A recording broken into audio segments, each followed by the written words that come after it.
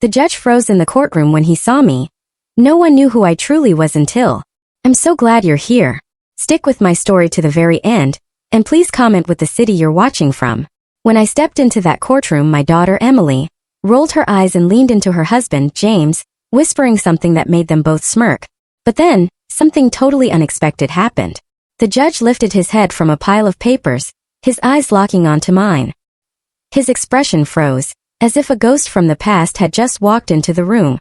"It's her," he said, his voice barely a whisper, almost inaudible. The entire courtroom went silent. Lawyers stopped mid-sentence. The clerk stopped typing. Even the bailiff shifted uncomfortably. Emily's smug look wavered, and James frowned in confusion. They had no idea what those two words meant, but I did. I had lived long enough to recognize when fate was about to take a sharp turn. They thought I was just an old woman clinging to a house. They believed they had stripped me of every last bit of my dignity. What they never realized was that I carried a story much older, much stronger than their greed. Every morning in Riverton began the same way for me. I woke at 6 a.m., filled my old kettle with water, and reached for the chipped blue mug that had survived over 20 years of breakfasts. The smell of fresh coffee would fill the kitchen while I checked on the African violets lined up on the windowsill. My late husband, William, loved those flowers, and tending to them kept him close to me, even after he was gone. My life wasn't extraordinary. It was a rhythm of small habits, each one woven with memory and meaning. I had never traveled far or lived in luxury, but I had poured every ounce of myself into raising my daughter Emily. I worked late nights cleaning offices, sold homemade pies at church events, and mended dresses for neighbors, all to ensure she had opportunities one never knew. To most people, I was just a quiet grandmother with silver hair and hands that showed years of hard work. But in my heart, I carried decades of sacrifice that no one could see. That Thursday evening was meant to be special. I had spent hours preparing William's favorite chicken and dumplings, a dish Emily used to beg for as a child. My fingers ached from rolling the dough, but it was a good kind of ache, the kind that comes from creating something with love. I laid out my embroidered tablecloth, the one I had worked on when Emily was a teenager, and placed fresh daisies in the center of the table. I wanted to remind her that this was still her home, full of love and memories. When they arrived, James walked straight to William's old armchair, switched on the television, and acted as if the house already belonged to him. He was a tall man with carefully styled dark hair, wearing a suit that probably cost more than my monthly pension. Emily stood there in the green dress I had bought her for Christmas, her expression as cold as winter air. "Mom, we need to talk," she said in a clipped tone that made her sound like a stranger. I noticed James mute the television but not turn it off. His attention was divided between us and whatever game was playing. "Of course, sweetheart. Is everything okay?" I motioned toward the kitchen. "Dinner's almost ready. I made your favorite." "This isn't a social call," James interrupted, his voice slicing through my words. "We have important matters to discuss." Emily didn't even flinch at his rudeness. Instead, she nodded as if he'd said something profound. "Mom," she continued, "the house is too big for you. You can't maintain it anymore, and James and I need it for our growing family."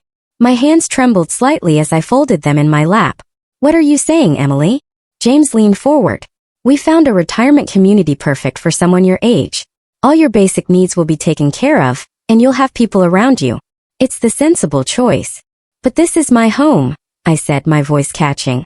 "Your father died in this house holding my hand. Every wall carries our story." Emily's face remained unmoved. "Memories are in the heart, Mom, not on the walls." "We've already started the paperwork," James added, pulling out a folder from his briefcase. "The community has a waiting list, but I've arranged to move you to the front of the line. You should be grateful." "Grateful?" The word hung in the air between us, sharp and insulting. "I'm not leaving my home," I said, surprised by the steadiness in my voice. James's smile disappeared. "Linda, be reasonable. You're getting older. Just last month you fell in the garden. What if something happens when no one's around?" I wanted to remind him that I'd only stumbled because the sidewalk was uneven and I'd caught myself before falling. But I knew it wouldn't matter. They'd already decided my fate without me. "The chicken and dumplings will get cold," I said instead, rising from my chair. "Let's eat first, then talk." Emily exchanged a look with James that made my heart sink. I'd seen that look before. The silent communication between them whenever they thought I was being difficult. As I brought the food to the table, I noticed Emily hadn't set out 3 plates as I'd asked. She'd only set 2. They weren't staying for dinner. They hadn't planned to all along.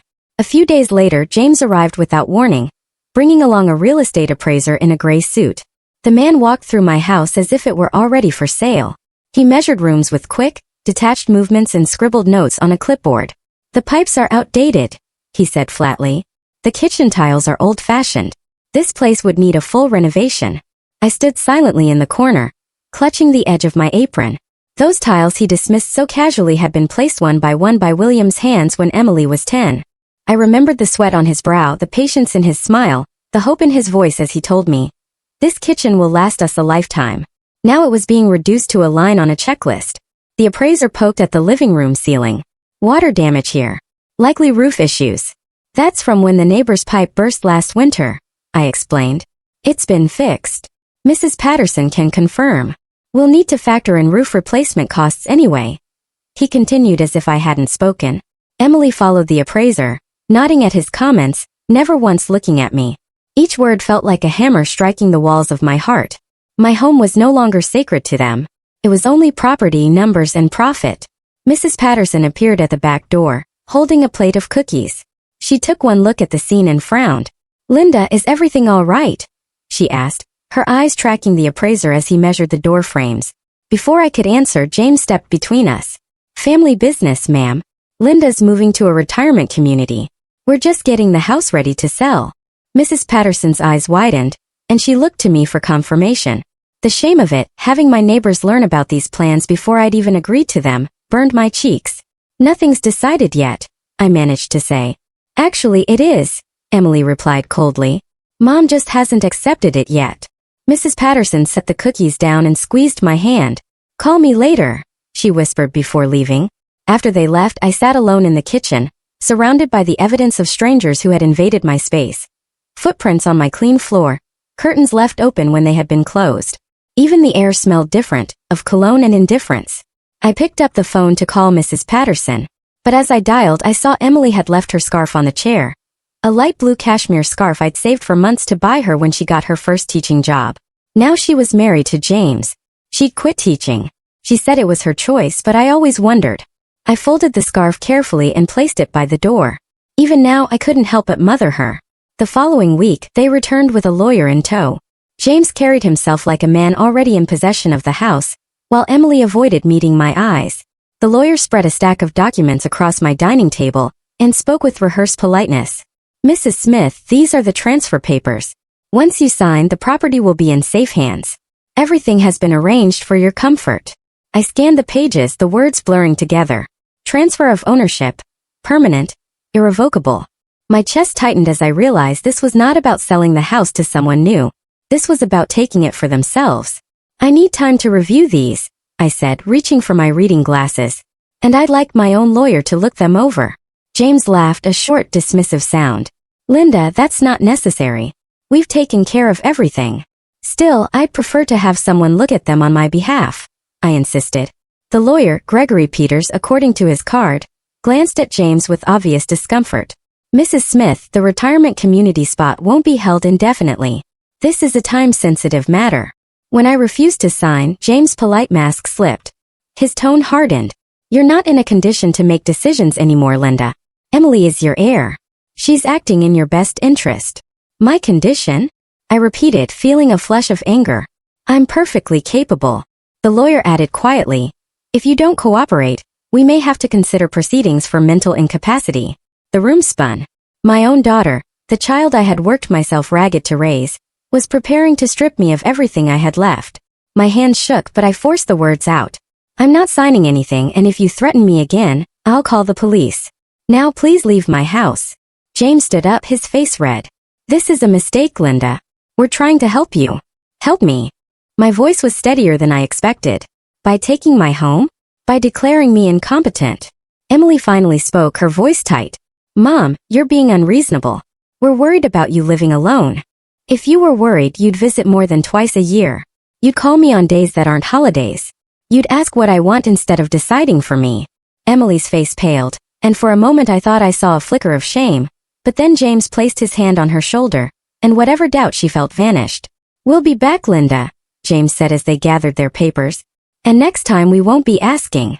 That night sleep would not come. I sat in William's armchair, the silence of the house pressing down on me like a heavy blanket. For the first time, I allowed myself to wonder if they were right.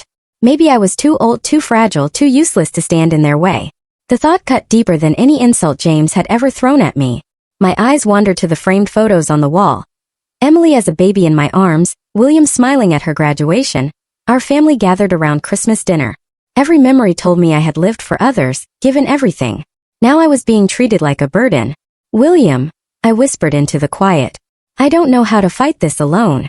The next afternoon, as I wandered through the house like a ghost, I opened William's old desk drawer. It was mostly filled with faded bills, envelopes, and letters I had seen before. But tucked beneath them was a slim folder bound with a tiny lock. My breath caught. I had never noticed it in all these years. I searched the drawers, then the shelves, until I found a small brass key, hidden inside one of William's favorite books about investing. My hands trembled as I slid the key into the lock and turned it. The folder creaked open, and inside was a stack of documents neatly arranged with William's initials on the corner. Most pages were contracts and statements I didn't fully understand, but one caught my attention instantly. It was a will signed and dated just 6 months before William had passed. I sank into the chair as I began to read. Line by line, my reality shifted. William had been far more careful, far more deliberate than I had ever realized. And what Emily and James thought they could take from me was only a shadow of what William had left behind. William had never spoken much about money. I thought we lived on his modest salary and the little I earned from odd jobs. But as I flipped through the folder, the truth unfolded before me. For decades, he had quietly invested every extra dollar, buying small properties when prices were low, putting money into company stocks, even purchasing a piece of land outside Riverton that was now worth a fortune. The numbers on the statements made my head spin. But the greatest shock was yet to come. The building where Emily and James lived, the place they thought they were paying rent for each month, was ours. All those checks had been funneled into an account under William's name, now mine. For 2 years since his death, rent from every tenant had been quietly deposited, untouched, waiting for me. My heart pounded as I realized I wasn't just a widow clinging to a single house. William had left me an empire my daughter and her husband knew nothing about. At the bottom of the folder was an envelope addressed in William's familiar handwriting. My fingers shook as I unfolded the letter, and his voice seemed to rise from the page. My dearest Linda, if you are reading this, then I am no longer by your side. Forgive me for keeping this secret, but I wanted it to be a gift for your later years. You worked harder than anyone I've ever known, and you gave everything for Emily and me. I wanted you to live without fear, to know you would always be safe. I must also tell you I never fully trusted James. There is something in him that worries me, an ambition that has no heart. That is why I arranged the inheritance as I did. If Emily treats you with love and respect, she will share in this legacy. If not, you hold all the power to protect yourself. Use it wisely, not to hurt but to teach. All my love, William. Tears streamed down my face as I held his letter. Even from beyond, William was protecting me. I had never felt so loved and so devastated at the same time. Why had our daughter become someone who would threaten her own mother? Where had we gone wrong? I carefully replaced the documents in the folder and locked it. Then I picked up the phone and dialed a number I found on one of the investment statements. Riverton Financial Services. Olivia West speaking. I took a deep breath. Ms. West, my name is Linda Smith. My husband was William Smith. I've just found some documents I'd like to discuss with you. There was a moment of silence. Then a warm voice replied, Mrs. Smith, we've been waiting for your call for a very long time. The next morning, I walked into Riverton Financial Services wearing my best dress. A simple navy blue outfit I saved for special occasions. The receptionist led me to a private office where a woman in her 50s stood to greet me. Mrs. Smith, I'm Olivia West. It's an honor to finally meet you. Her handshake was firm, her eyes kind but shrewd. She didn't look at me the way most people looked at older women, with impatience or condescension. She saw me. Please call me Linda, I said, taking a seat across from her desk. Linda, then. I worked with William for over 20 years. He spoke of you often and with great admiration. I placed the folder on her desk. I found this yesterday. I had no idea. Olivia nodded, not surprised. William wanted it that way. He said you'd work yourself to the bone for others if you knew there was money. He wanted you to slow down to enjoy life. She opened her computer and turned the screen toward me. Let me show you what you own, Linda. For the next hour, Olivia walked me through a list of assets that left me breathless. Apartment buildings, commercial properties, stock portfolios, savings accounts. All in my name, managed quietly by William's trusted team at Riverton Financial. The Parkview Apartments where my daughter lives? I asked, still struggling to believe. Yes, that's one of your properties, 12 units fully occupied. Your son-in-law's rent checks go directly into your holding account, and they have no idea. None. William set up a management company as a buffer. The tenants deal with them, not you directly. I sat back overwhelmed. Why wouldn't he tell me any of this? Olivia's expression softened. He did plan to tell you, but then his health declined so quickly. In his final weeks, he made me promise to look after you, to wait until you came to us. She pulled out another folder. There's something else you should know. William was concerned about your son-in-law. He asked us to look into James' background. My stomach tightened. What did you find? Nothing criminal, but concerning patterns. Before marrying Emily, James had significant gambling debts. He's been involved in several questionable investment schemes, and he's currently facing financial pressure. His company is downsizing, and his position is vulnerable. The pieces fell into place. James' sudden interest in my house, the rush to get me to sign papers, the threats of declaring me incompetent. He's desperate for money, I whispered. Olivia nodded. And he likely sees your house as an easy target. What about Emily? Is she part of this? From what we've observed, she follows his lead. William was concerned about her judgment when it came to James. I thought about my daughter's cold eyes at our last meeting, how she'd stood by silently while James threatened me. It broke my heart, but I couldn't deny the truth. What should I do? I asked. Olivia leaned forward. That depends on what you want, Linda. You have options now. Many options. As we continued talking, a plan began to form. I wouldn't just protect myself. I would reclaim my dignity and maybe, just maybe, save my daughter from the man who was using her. When I left Olivia's office, I felt different. Straighter, stronger. The weight of fear had lifted, replaced by a calm determination I hadn't felt in years. On the way home, I stopped at the grocery store. Mrs. Patterson was there, selecting oranges. Linda, she called, hurrying over. I've been worried sick. What happened with your daughter and that awful man? I smiled, a real smile that reached my eyes. Things are about to change, Dorothy, in ways nobody expects. She studied my face. You look different today, like your old self. I feel like my old self, I replied. Actually, I feel even better. That night, I brewed my evening tea and watered William's violets as usual.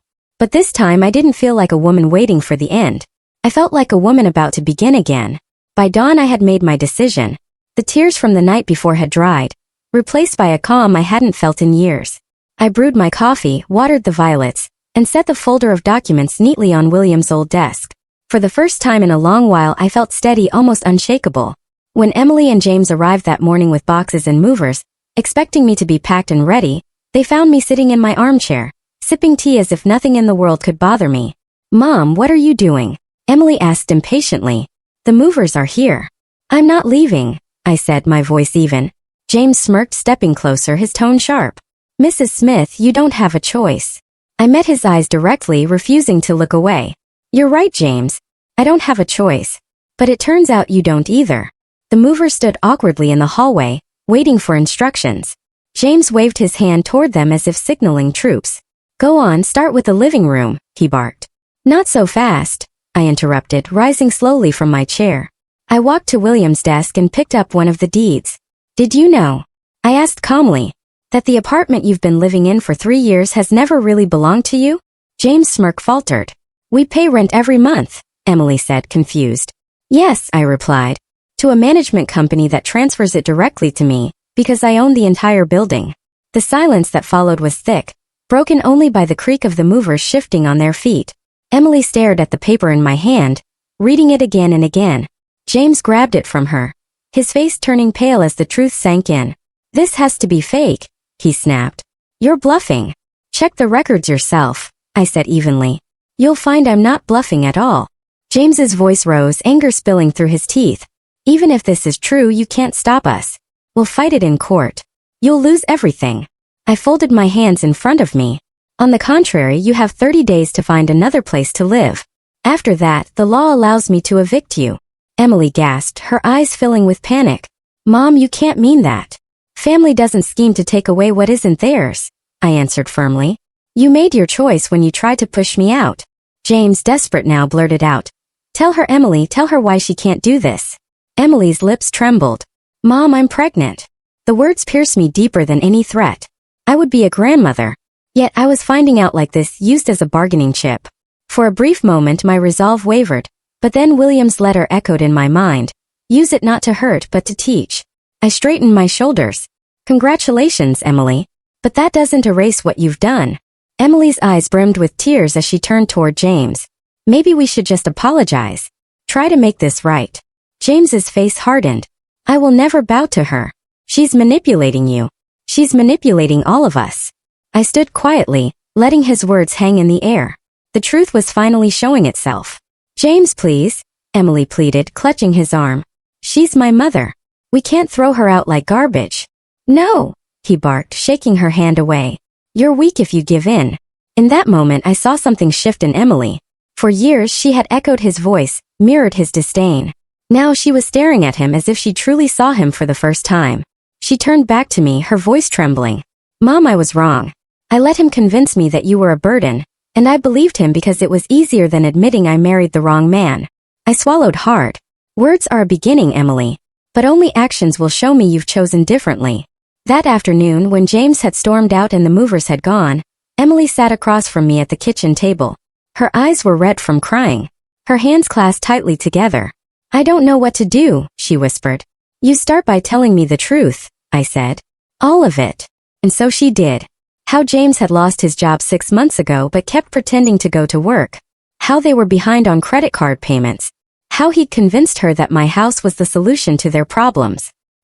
He said we'd sell it and use the money to start fresh, she explained, her voice small. But he also talked about how you weren't safe living alone. And you believed him? I wanted to, she admitted.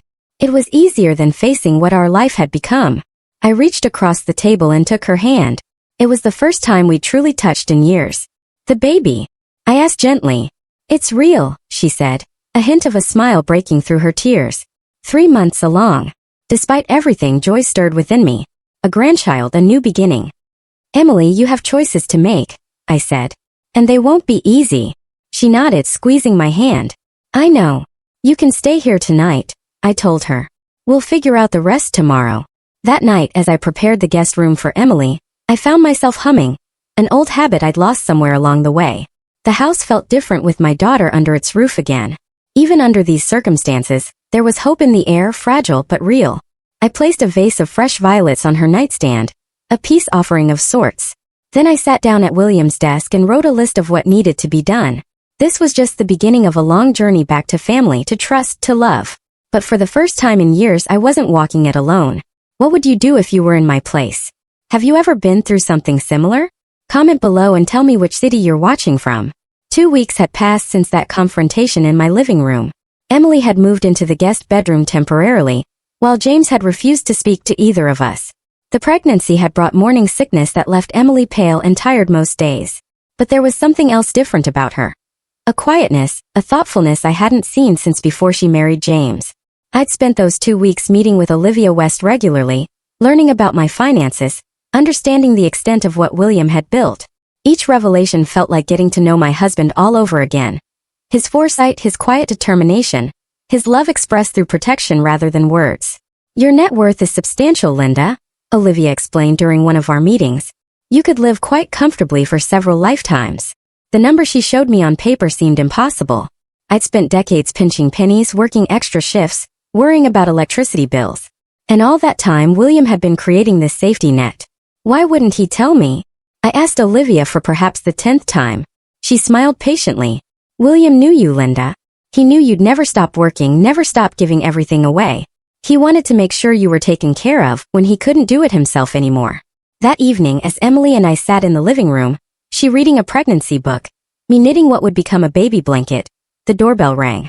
I'll get it, I said, setting my knitting aside. When I opened the door, James stood there, his appearance shocking me. Gone was the polished businessman in expensive suits. His eyes were bloodshot, his clothes rumpled, his usually perfect hair uncombed. I need to speak to my wife, he demanded, his words slightly slurred. James, you've been drinking, I said firmly. This isn't a good time. He tried to push past me, but I stood my ground. Let me in, Linda. This is still my family. Not when you're like this, I replied, keeping my voice steady despite the pounding of my heart. Come back tomorrow when you're sober. Mom, who is it? Emily appeared behind me, her face draining of color when she saw James. "What are you doing here?" "So it's true," James spat. "You've moved in with her, chosen her over me." Emily stepped forward, her hand instinctively moving to her stomach in a protective gesture. "I needed time to think, James. You weren't exactly being reasonable." "Reasonable?" He laughed bitterly. "We're about to lose everything, and you're worried about being reasonable?" I glanced at Emily, seeing confusion cross her face. "What do you mean lose everything?" she asked. James ran a hand through his disheveled hair. "The bank called. They're closing on the cabin." "What cabin?" Emily's voice rose in pitch. "James, we don't own a cabin." His eyes darted between us, suddenly wary. "The investment property?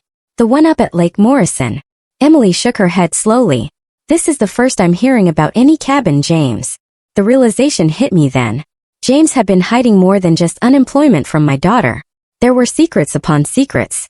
"Perhaps we should all sit down," I suggested, stepping aside. "But only if you can be civil, James." He nodded stiffly, and I let him into the house that just weeks ago he tried to take from me. The three of us sat in the living room, the tension so thick it seemed to press against my skin. Emily perched on the edge of the sofa, as far from James as possible. I took William's old armchair, drawing strength from the familiar feel of the worn upholstery beneath my fingers. "Start from the beginning, James," I said. "The whole truth this time." He looked trapped, like a cornered animal. "I was trying to provide for our family," he began, his voice defensive. "Make investments that would secure our future."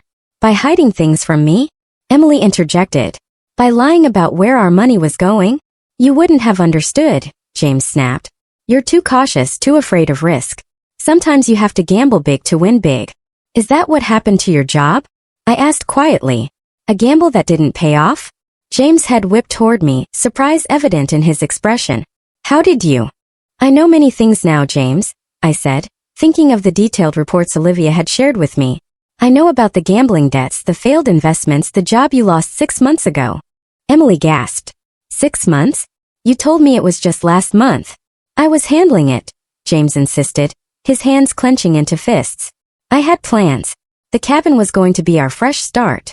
"A cabin you bought without telling me," Emily said, her voice trembling with anger. "Using money we didn't have." "I put it in my name to surprise you," James said. But the excuse sounded hollow even to my ears. It needed work, but it would have been worth triple in a few years. "And in the meantime?" I asked. "How were you planning to pay for it?" His eyes slid away from mine, and in that moment I knew. "My house," I said. "You were counting on selling my house to cover your debts." "It was a temporary solution," James muttered, "until my investments matured." Emily stood up suddenly, her face flushed with anger. "Investments? Is that what you call betting on those horses in Atlantic City? Or the cryptocurrency scheme you lost thousands on last year?" I watched as years of deception unraveled between them. Every revelation seemed to straighten Emily's spine a little more, her voice growing stronger as James' excuses grew weaker. "You used me," she said finally. "You used me to try to get to my mother's house." "That's not fair," James protested. "I love you, Emily. Everything I did was for us, for our future." "Was getting my mother declared mentally incompetent also for our future?" Emily's voice was ice. "Was threatening her part of your grand plan for our happiness?" James had no answer for that. He looked smaller somehow, shrinking under the weight of his exposed lies. "I think you should leave now," I said quietly but firmly. "Emily needs rest. This stress isn't good for the baby." He stood, swaying slightly. "This isn't over," he said. But the threat in his words was undermined by the defeat in his eyes. After he left, Emily collapsed onto the sofa, tears streaming down her face. I sat beside her, wrapping an arm around her shoulders. "I've been so blind," she sobbed. "So stupid." "No," I soothed, stroking her hair as I had when she was small. "You trusted someone you loved. That's never stupid." "I let him turn me against you," she whispered. "My own mother." "We all make mistakes, Emily. The question is what we do after we recognize them." She looked up at me, her eyes red but clearer somehow, as if a fog had lifted. "I don't know if I can fix this, any of this. We'll figure it out together," I promised. "One day at a time." Later that night, after Emily had gone to bed, I sat at William's desk, the moonlight spilling through the window onto his photograph. "You were right about him all along," I whispered to the smiling face of my husband. "I wish you were here to help us through this mess." The next morning as I was making breakfast, the phone rang. It was Michael Jenkins, the building manager from Parkview Apartments. "Mrs. Smith, I'm sorry to bother you," he began, his voice tense. "But there's a situation with Mr. Carter. He came to the apartment last night. 'Cause quite a disturbance. Neighbors called the police." My stomach dropped. "Was anyone hurt?" "No, ma'am. But he damaged some property in the unit, broke some windows, put holes in the walls. The police took him in, but I wanted you to know since you're the owner." I thanked him and hung up, my mind racing. Things were escalating faster than I'd anticipated. When Emily came downstairs, I had to tell her. Her face crumpled at first, but then something resolved in her expression. "I need to see it," she said firmly. "I need to see what he's done." We drove to the apartment complex in silence. Michael met us in the lobby, keys in hand. "It's pretty bad, Mrs. Smith," he warned. "The police said he was shouting about being cheated, about losing everything." The apartment that Emily had once been so proud of was now a disaster zone. Shattered glass crunched beneath our feet as we entered. The walls bore jagged holes. Family photos lay broken on the floor, and furniture had been overturned. But what caught my eye were the papers scattered everywhere. Bank statements, loan applications, betting slips. Emily moved through the wreckage like a sleepwalker, touching things gently as if to confirm they were real. She picked up a framed photo of their wedding day. The glass cracked across James' smiling face. "I don't even know who that man is anymore," she said softly. As we gathered her essential belongings, Emily found a locked drawer in James' desk that had somehow survived his rampage. Using a hairpin, she managed to open it. An old trick I'd taught her when she was 12 and had lost the key to her diary. Inside was a folder labeled Smith House Appraisal and Sale. Emily's hand shook as she opened it. "He had it all planned out," she whispered, spreading the papers on the floor between us. "Floor plans for renovations after they got you out. Estimates for how much they could sell it for. Even brochures for that retirement home." But there was more. Buried beneath these were documents Emily had supposedly signed. Power of attorney forms, health directives, even a statement claiming I was showing signs of dementia. "I never signed these," Emily said, her voice rising in panic. "Never. He forged my signature." I took the papers from her trembling hands. "We need to take these to the police," I said, "and to my lawyer." Back at home, after calling both the police and Olivia West, Emily and I sat at the kitchen table. The magnitude of James' deception had left us both shaken. "How could I not have seen this coming?" Emily asked, her voice hollow. "There must have been signs. Manipulative people are experts at hiding their true nature," I said gently. "They show you what you want to see." "I gave up teaching for him," she said, the realization seeming to hit her anew. "He said my career was holding us back, that his job was more important." I believed him. "You can always go back," I reminded her. "You were a wonderful teacher, Emily." A small smile flickered across her face. "The kids at Roosevelt Elementary still send me Christmas cards." The smile faded. "But with a baby coming." "One challenge at a time," I said, reaching across to squeeze her hand. "First we deal with James. Then we plan for your future, both of yours." The doorbell rang again, and this time it was Olivia, carrying a briefcase and wearing an expression of grim determination. "I reviewed the documents you mentioned on the phone," she said as I led her into the living room. "We need to act quickly." Emily joined us and Olivia laid out our options. James could face charges for forgery, fraud, and potentially domestic abuse, given the destruction of the apartment. But pressing charges would mean a public trial, exposure, stress. All things that could complicate Emily's pregnancy. "There's another option," Olivia said, opening her briefcase. "William set up a trust with specific provisions for situations like this. We can leverage that to negotiate." "Negotiate what?" Emily asked. "A clean break," Olivia explained. "James walks away from any claim on your mother's property, on your marriage assets, on any future inheritance. In exchange, we settle his immediate debts and provide a modest one-time payment, enough for him to start over somewhere else." "Why would we give him anything?" Emily's voice was tight with anger. "After what he tried to do?" "Because litigation is expensive and stressful," Olivia replied pragmatically. "And because sometimes the cleanest cut heals fastest." I watched my daughter struggle with this, the practical solution warring with her sense of betrayal. "It's your decision, Emily," I said. "He's your husband, and it's your future at stake." She placed a protective hand over her belly. "And my child's future?" After a long moment she nodded. "Make the offer." "I want him gone." Olivia left with our approval to draft the settlement offer. Emily and I spent the rest of the day in quiet activities around the house. She sorting through the belongings we'd rescued from the apartment, me preparing comfort food for dinner. The normalcy was soothing, a reminder that life could go on after upheaval. That evening, as we washed dishes side by side, Emily broke our companionable silence. "I keep thinking about Dad," she said, scrubbing a pot with more force than necessary. "How he knew, how he tried to protect you from what was coming." "Your father always saw people clearly," I replied. "It was his gift." "Did he see me clearly?" she asked, her voice small. "Did he know I would betray you like this?" I set down the plate I was drying and turned to face her. "Emily, look at me. Your father loved you completely. He knew you might make mistakes, but he also knew your heart. He would have forgiven you in an instant, just as I have." "I don't deserve it," she whispered, tears welling in her eyes. "Forgiveness isn't about deserving," I told her, wiping a tear from her cheek. "It's about love and second chances."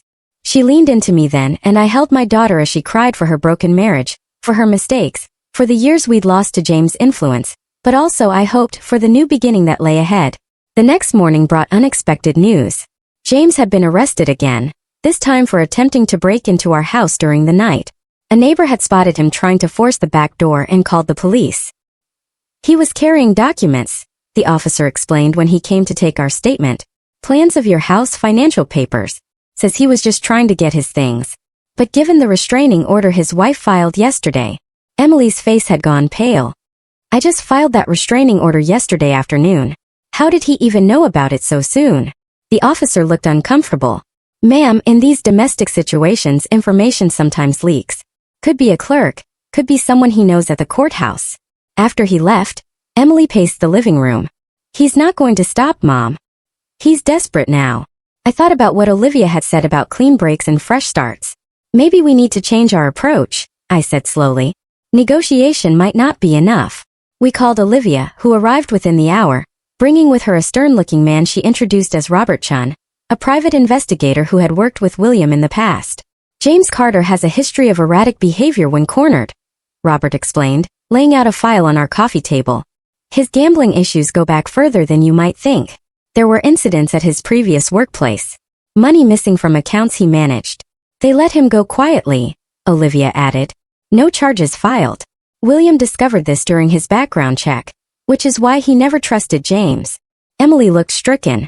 "So, his job before the one he just lost? That ended because of theft?" Robert nodded grimly. "And there's more. The cabin he mentioned, it's not in foreclosure because he couldn't make payments. It's in foreclosure because he took out a second mortgage without proper documentation. The bank is investigating potential fraud." "He's drowning," I murmured. "No wonder he was so desperate to get his hands on this house." "We need to use this information," Olivia said firmly. "Not to negotiate, but to end this cleanly.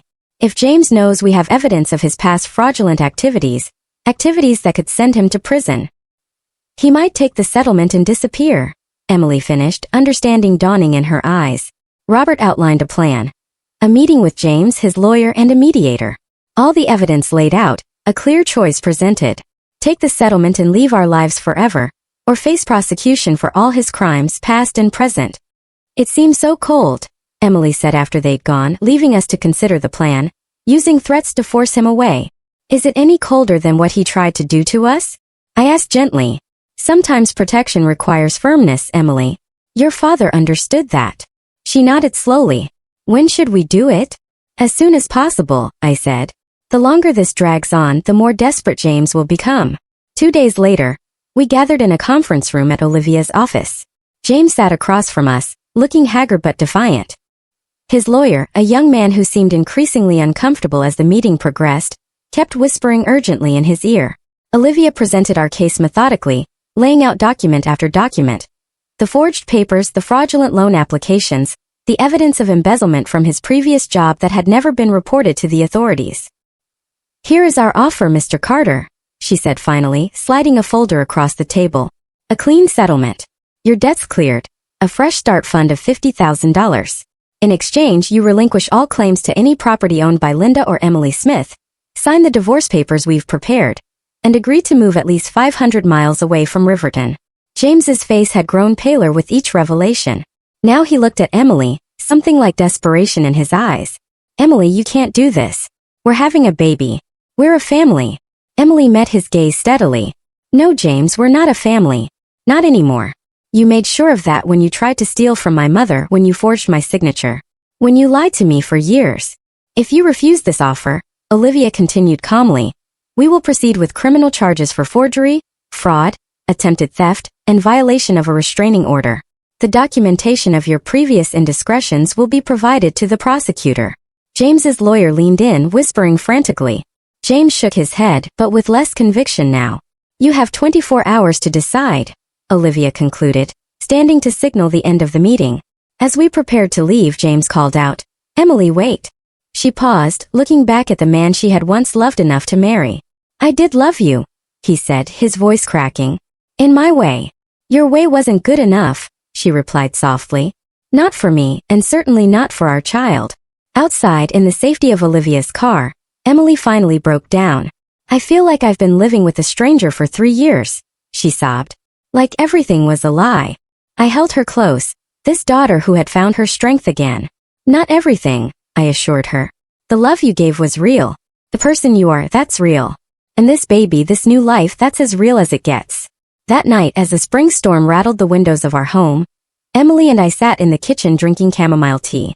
The old house creaked and settled around us, a familiar symphony that had always brought me comfort. I keep thinking about what happens next, Emily said, cupping her mug in both hands. After the divorce, after the baby comes, what my life looks like now. What do you want it to look like? I asked. She considered this, her face thoughtful in the soft kitchen light. I want to teach again. I miss the classroom, the kids. And I want this baby to grow up knowing what real love looks like. Not the controlling kind James showed, but the steady, supportive kind Dad gave you. Then that's what we'll work toward, I said simply. You make it sound so easy, she sighed. Not easy, I corrected. Just possible. One step at a time. The next day, James accepted our offer. The papers were signed, the agreements made. Within a week, he had left Riverton. The divorce proceedings would take longer, but with his signed consent already in hand, it was only a matter of time. Emily moved fully into our house.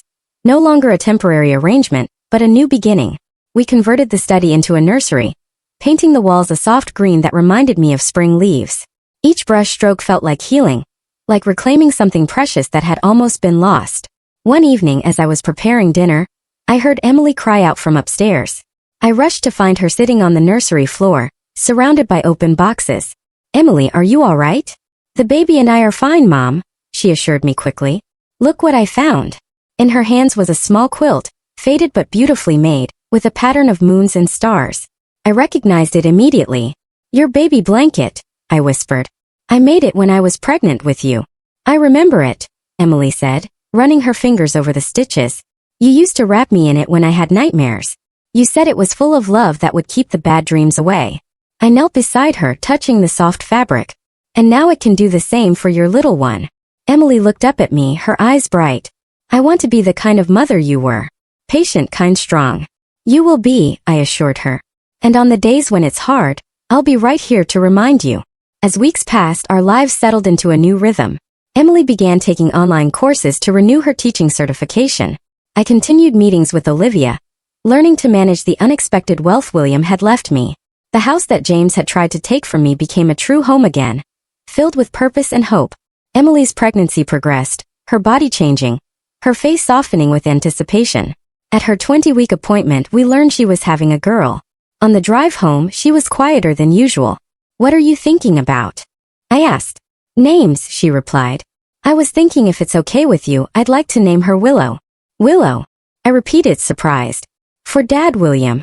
A way to honor him. To keep him part of her life, even though they'll never meet. Tears pricked my eyes as I reached over to squeeze her hand. He would have loved that, and her. That evening, as I watered William's violets on the windowsill, I noticed something remarkable. A plant that hadn't bloomed in years had put forth a single perfect purple flower. You see that, William? I whispered. Life goes on, in ways we never could have imagined. 2 months after James left, we received news that would change everything once again. Robert Chun called early one morning, his usually measured voice urgent. Mrs. Smith, is Emily with you? Yes, she's right here. What's wrong? I've been monitoring James Carter's activities as we discussed. He's been spotted back in Riverton despite our agreement. And he's been asking questions about you, about Emily, about the house. My blood ran cold. What kind of questions?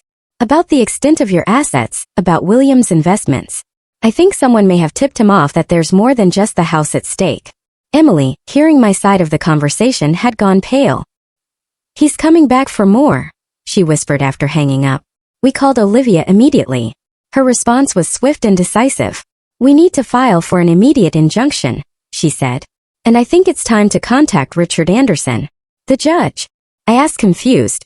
William had mentioned him in some of his papers, but I hadn't made the connection before. Yes, he and William were close friends. Richard has been following your situation from a distance out of respect for your privacy.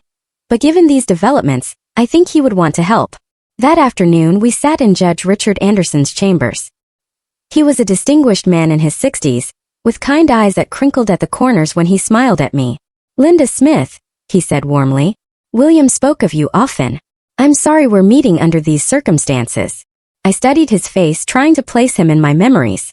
Did we ever meet, Judge Anderson, when William was alive? Once at a charity dinner. You probably wouldn't remember. There were hundreds of people. But William pointed you out. Said you were the reason for everything he did. Something in his tone made me believe him completely. This wasn't just professional courtesy. This was a man who had genuinely respected my husband. Now, he continued, his tone becoming businesslike, Olivia has filled me in on the situation with James Carter. His return to Riverton violates your settlement agreement, which gives us grounds to act. What can we do? Emily asked, her hand protectively covering her growing belly. Legally? Quite a lot, Judge Anderson replied. But I'm concerned about the strain on both of you, especially in your condition, young lady. He turned to me. Linda, William once told me that if anything happened to him, I should look out for you. I didn't intervene earlier because you seem to be handling things remarkably well. But now I'm offering my help, not just as a judge, but as someone who respected your husband greatly. We need to end this, I said firmly, once and for all. Judge Anderson nodded, a plan already forming in his mind. Then here's what we'll do. The plan was simple but effective. Through official channels, James would be informed that his presence in Riverton violated the settlement agreement, rendering it null and void. All financial support would cease immediately, and criminal charges would be filed. Simultaneously, he would receive an invitation to a meeting at the courthouse, a chance to renegotiate before things became irreversibly worse. He'll come, Olivia predicted. His type always believes they can talk their way out of trouble. And when he does, Judge Anderson added grimly, he'll find himself facing not just civil penalties, but a formal hearing on his violations. Will I have to be there? Emily asked, worry creasing her brow. No, I said firmly before anyone else could answer. You won't face him again. I'll handle this. Mom. She began to protest, but I shook my head. This is what your father would have wanted. For me to protect you, to finish what he started. As we left the courthouse, the weight of what lay ahead settled on my shoulders, but it was a weight I could bear now, strengthened by truth, by love, by the knowledge that I was no longer alone in this fight. That night, after Emily had gone to bed, I sat at William's desk and wrote him a letter he would never read. My dearest William, I understand now why you did what you did, the secrets you kept, the protections you put in place. You saw what I couldn't or wouldn't see. You knew that someday I might need to stand on my own to fight, not just for myself but for our family. I wish you could see Emily now. She's finding her way back to herself, to the strong, loving woman we raised. And soon there will be a grandchild, a little girl named Willow, carrying your legacy forward. Tomorrow I face a battle you tried to spare me from, but I'm not afraid. You gave me everything I need to win. Not just resources but courage. The knowledge that I am worthy of defense. I miss you every day, but in fighting this fight, I feel closer to you than I have since you left. Oh my love, Linda. I folded the letter and placed it in the box with William's violets. Then I went to bed, ready for whatever the morning would bring. What I didn't know then was that fate had one more surprise in store. One that would change everything when I walked into that courtroom the next day. The morning of the courthouse meeting dawned clear and bright, a sharp contrast to the storm of emotions within me. I dressed carefully in a simple blue suit I'd worn to William's funeral, a reminder of what I was fighting for, of the man who had protected me even beyond death. Emily insisted on driving me despite my objections. I won't come inside, she promised. But I need to be nearby for my own peace of mind. We rode in silence, each lost in our own thoughts. When we arrived at the courthouse, Emily squeezed my hand. You don't have to do this alone, Mom. I'm not alone, I assured her, touching the folder of documents in my purse. Your father made sure of that. The courthouse was imposing, all marble columns and stern authority. Olivia West met me at the entrance, her usual calm demeanor bolstered by an air of determination. James arrived 10 minutes ago, she informed me. He brought a new lawyer, younger, more aggressive than the last one. Is Judge Anderson ready for us? I asked. Olivia nodded. Everything is in place. Remember, Linda, no matter what James says, no matter how he tries to manipulate the situation, you have truth on your side. We walked through the echoing hallways, our footsteps a steady rhythm that helped calm my racing heart. Outside courtroom C, Robert Chun waited with a nod of encouragement. Mrs. Smith, he said respectfully, I'll be right behind you. The courtroom itself was smaller than I'd expected, almost intimate. James sat at one table with his lawyer, a sharp-featured young man in an expensive suit. They were deep in whispered conversation when we entered, but James' head snapped up at the sound of the door. Our eyes met across the room, and I was surprised to see not anger, but calculation in his gaze. Olivia guided me to our table, arranging her files with practiced efficiency. The room filled gradually. Court officers, a stenographer, Robert Chun taking a seat in the back row. A nervous energy permeated the space, like the air before a thunderstorm. At precisely 10 a.m., the bailiff called for us to rise. The Honorable Judge Richard Anderson presiding. The side door opened and Judge Anderson entered, his black robes lending him an air of solemn authority. He took his seat at the bench, his gaze sweeping the room before settling on me with a nearly imperceptible nod. Be seated, he instructed. This is a preliminary hearing regarding the violation of settlement terms between Linda Smith and James Carter. Let the record show that both parties are present with counsel. He shuffled some papers, then looked directly at James. Mr. Carter, you were explicitly prohibited from returning to Rivwharton as part of your settlement agreement. Yet here you are. Would you care to explain? James' lawyer rose smoothly. Your Honor, my client has compelling reasons for his return. We have evidence that material facts were withheld during settlement negotiations. What material facts would those be, Counselor? Judge Anderson asked, his tone neutral but his eyes sharp. The true extent of Mrs. Smith's assets.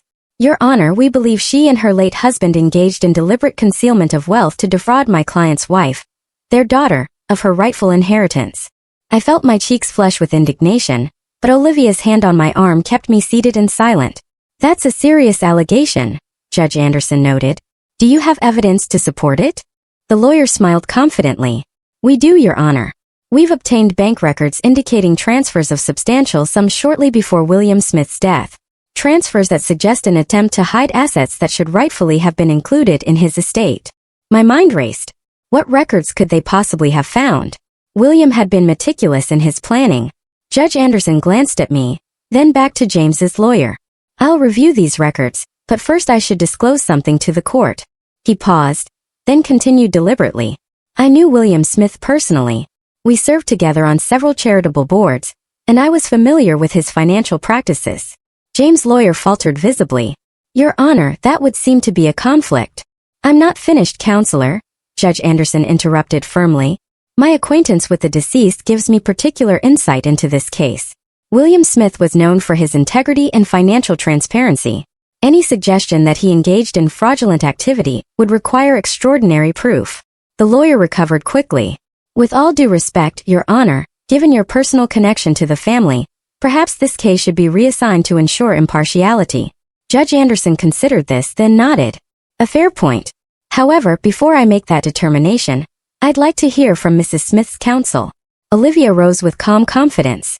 Your Honor, we welcome scrutiny of William Smith's financial dealings. In fact, we've prepared a complete accounting of all assets in question. She approached the bench with a thick folder. These documents will show that all transfers were legitimate, properly reported to tax authorities, and designed to protect assets, not conceal them. As Judge Anderson accepted the folder, the courtroom door opened quietly. I didn't turn to look, assuming it was just another court official. But then Judge Anderson glanced up, and I saw his expression change subtly. He froze for a moment, his eyes widening in recognition. It's her, he said, his voice barely audible. I turned then, confused by his reaction. A woman had entered and taken a seat in the back row. An elegant woman in her 60s with silver-streaked dark hair. There was something familiar about her, but I couldn't place her.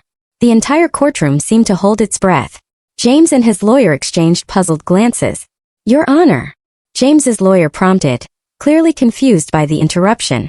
Judge Anderson collected himself visibly. My apologies. Let's proceed. But his eyes kept drifting to the woman in the back row, and I felt a strange shift in the atmosphere of the courtroom. For the next hour, both sides presented arguments. James's lawyer claimed Emily had been coerced into signing the divorce papers, that she was being manipulated by me, that the settlement was grossly unfair given the newly discovered assets. Olivia countered with evidence of James' deception. The forged documents, the hidden gambling debts, the fraudulent loan applications. The back and forth continued, but I sensed Judge Anderson's attention wasn't fully engaged.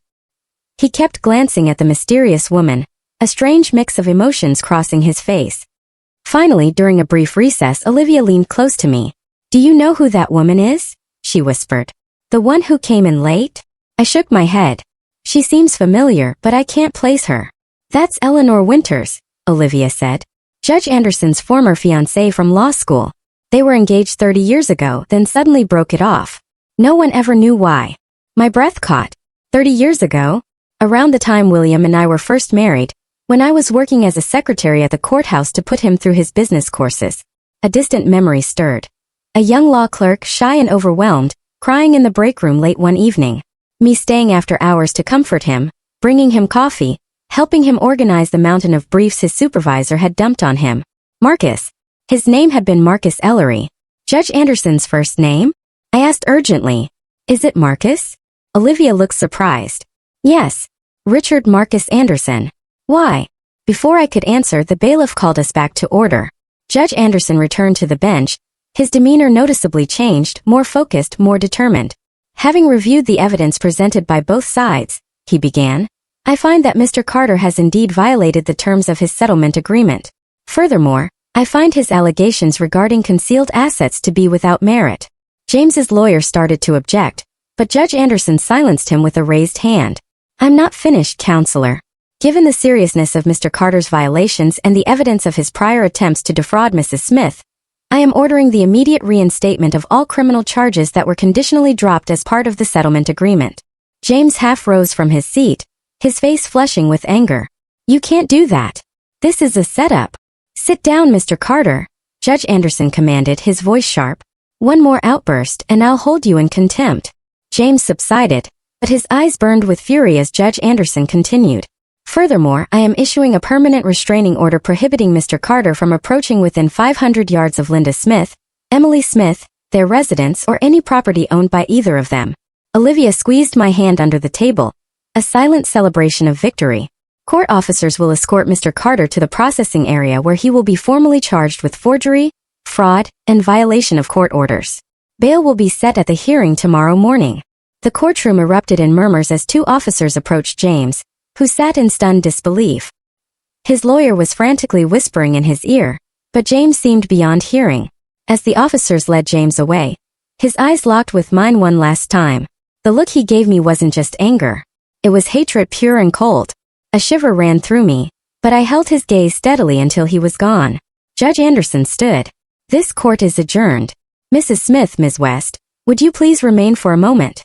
As the courtroom cleared, I noticed the mysterious woman, Eleanor Winters, slip quietly out the back door. Judge Anderson watched her go, a fleeting expression of regret crossing his face before he composed himself and gestured for us to approach the bench. When we were alone, except for the bailiff, Judge Anderson stepped down to our level. Mrs. Smith, he said, his formal tone softening. I owe you an explanation. Your Honor. I questioned, uncertain. 30 years ago, I was a clerk at this very courthouse, overwhelmed, underprepared, and nearly ready to quit law altogether. A kind secretary stayed late one night to help me organize a case that had been dumped on me by a senior clerk. She brought me coffee, showed me how to sort the briefs efficiently, and told me I had what it took to succeed if I just believed in myself. My eyes widened as the memory crystallized. Marcus, I said softly. The Harlan case. You were so tired you could barely see straight. He nodded, a smile warming his austere features. That secretary was you, Mrs. Smith. You saved my career that night. And now, after all these years, I finally have the chance to repay that kindness. Olivia looked between us, clearly surprised by this revelation. But the case, I said, the ruling, was it fair? Absolutely, Judge Anderson assured me. James Carter broke the law repeatedly. The evidence against him is overwhelming. My personal knowledge of you and your husband only confirmed what the facts already showed, that you are the wronged party here, and justice demanded I rule accordingly. He glanced toward the door where Eleanor had exited. Seeing her today after so many years, it brought everything back. How close I came to giving up. How one act of kindness changed the course of my life. I don't understand, I said gently. What does Eleanor have to do with this? A shadow crossed his face. After you helped me with the Harlan case, I gained the confidence to pursue my career seriously. Eleanor and I were engaged, but she wanted me to join her father's corporate firm. I chose public service instead, became a prosecutor, then a judge. She couldn't accept that choice and we parted ways.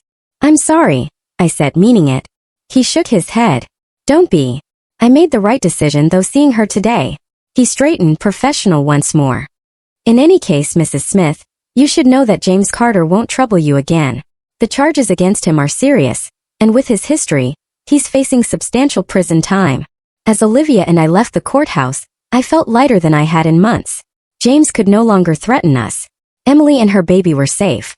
The house that had been our home for decades would remain so. Emily was waiting anxiously in the car. When she saw my face, she burst into tears of relief. It's over, she asked as I slid into the passenger seat. It's over, I confirmed, taking her hand. James is being charged. He can't come near us again. She leaned her head against the steering wheel, her shoulders shaking with emotion. I rubbed her back gently, giving her time to process everything. What happens now? She finally asked, wiping her eyes. Now we go home, I said simply, and we start building the future. That evening, as Emily rested upstairs, I received an unexpected phone call. It was Judge Anderson. Mrs. Smith, I hope I'm not disturbing you, he began formally. Not at all, Judge. And please call me Linda. Linda, then. And I'm Marcus, at least outside the courtroom. He paused, then continued. I wanted to let you know that Eleanor, Ms. Winters, asked about you after the hearing. She remembered you as well from those days at the courthouse. She did. I was surprised. I barely remembered her. Just a glimpse of an elegant young woman who sometimes picked Marcus up after work. Yes, she suggested. Well, she thought perhaps you might be interested in joining us for dinner sometime to talk about old times. The invitation caught me off guard. That's very kind, but I wouldn't want to intrude on your reunion. It's not an intrusion, he assured me. In fact, Eleanor specifically mentioned wanting to thank you. It seems I told her years ago about the secretary who saved my career. She says she was jealous then, but now she understands what a pivotal moment that was. I found myself smiling. Then I'd be delighted to join you both. After we hung up, I sat in William's chair, thinking about the strange circles life sometimes travels. How a small kindness offered 30 years ago had returned when I needed it most. How William's foresight had protected Emily and me long after he was gone. You were right, William, I whispered to the empty room. Everything does come full circle eventually. Over the following weeks, our lives settled into a new pattern. Emily's pregnancy progressed smoothly. She enrolled in online courses to renew her teaching certification, determined to restart her career once the baby was born. The dinner with Marcus and Eleanor proved surprisingly enjoyable. Eleanor, now a retired corporate attorney, was warm and forthright about her past mistakes. I was young and ambitious in all the wrong ways, she admitted over dessert. I couldn't see the value in Marcus's public service because I was too focused on status and money. And now? I asked gently. She smiled, glancing at Marcus. Now I know better. We've both lived full lives, made our choices, but it's nice to reconnect and see that some things, the important things, haven't changed. I understood what she meant. Despite all that had happened, despite James' betrayal and Emily's temporary estrangement, the core of who we were remained intact. Changed perhaps. Stronger definitely. But still essentially ourselves. As Emily's due date approached, I found myself thinking more and more about what would come next.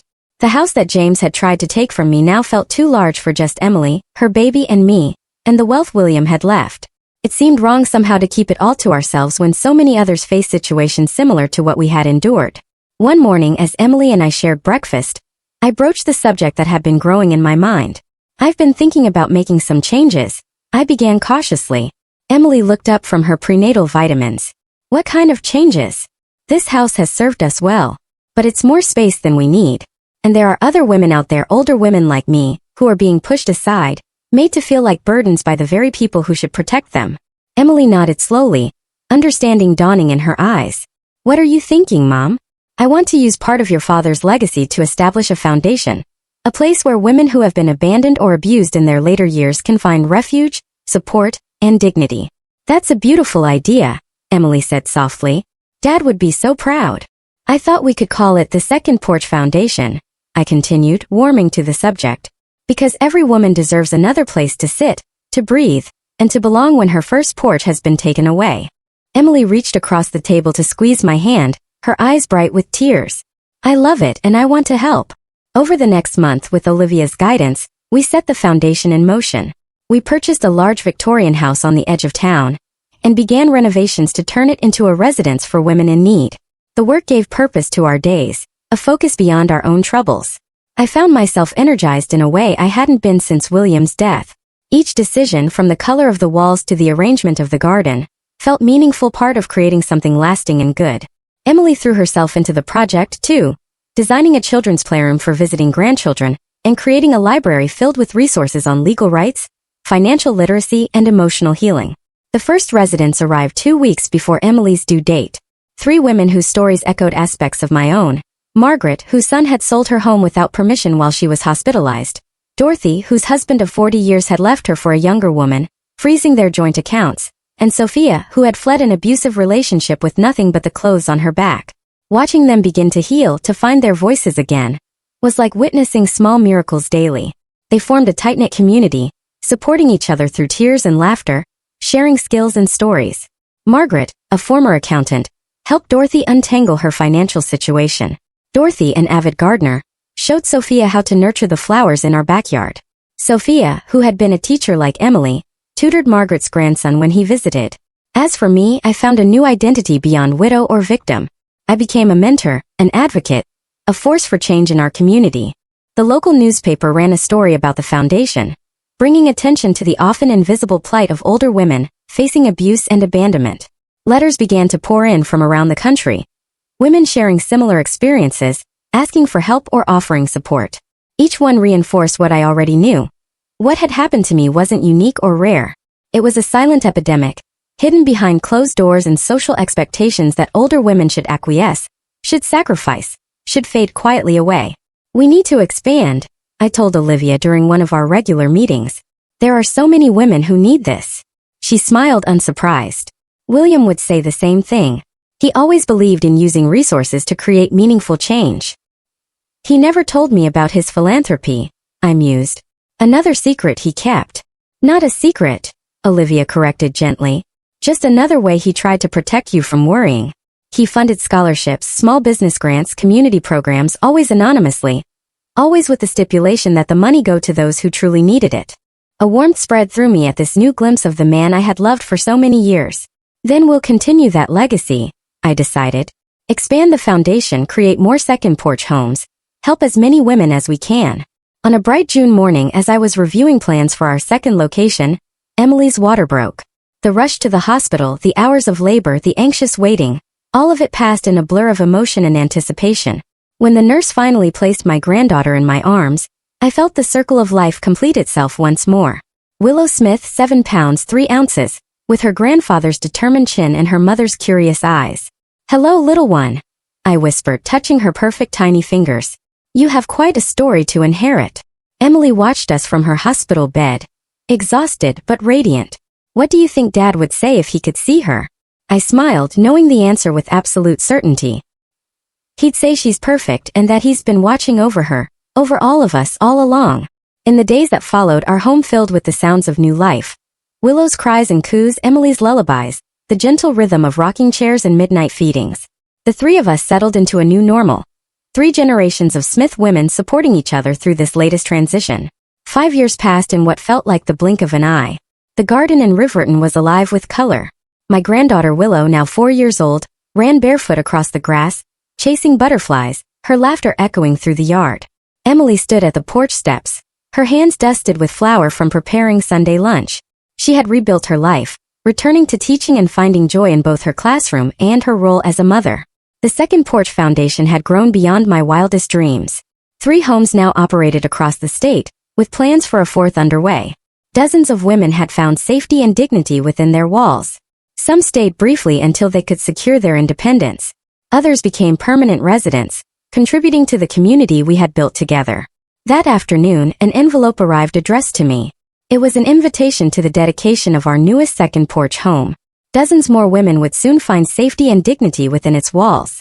Later that week, Judge Marcus Anderson visited with Eleanor, who had become a dear friend and volunteer at the foundation. He smiled warmly and said, "Linda, your work has inspired us all. The Retired Judges Association wants to honor you for what you've built." As Willow climbed into my lap holding a yellow flower, I realized how far we had come. Pain had been turned into legacy, and love had survived its hardest test. Looking back, I see now that true strength was never in shouting or fighting louder. It was in standing calmly with the truth in my hands, refusing to be erased. William's letter had told me to use power not to hurt, but to teach, and that is what I tried to do.